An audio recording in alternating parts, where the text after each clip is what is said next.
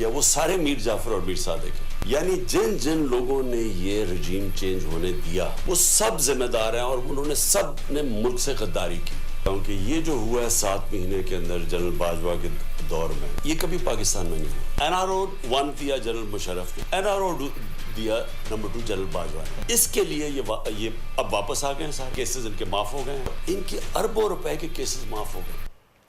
General Bajwa नैब को control कर रहा था, वही फैसले करते थे किसको अंदर डालना है, किसको रिलीफ देना है। शरीफ खानदान और चोरों को NRO 2 देने वालों में जनरल बाजवा और ताकतवर हल्के शामिल थे।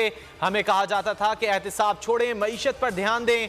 चेयरमैन पाकिस्तान तहरीक इंसाफ इमरान खान। अगर आपको ये वीडियो पसंद आई है तो हमारे चैनल को सब्सक्राइब करें और बेल आइकन को प्रेस करें।